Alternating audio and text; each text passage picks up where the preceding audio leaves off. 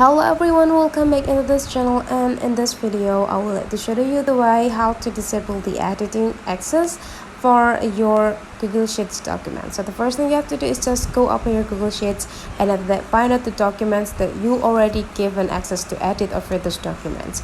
And here I already got one. Let's open the documents.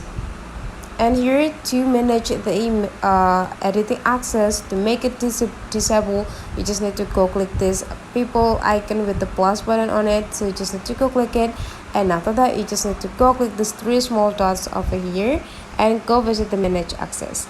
And this manage access, you just need to go into the general access right here, and when anyone with the link and down here show up with the editor right here, means that the document is able to be edited by everyone.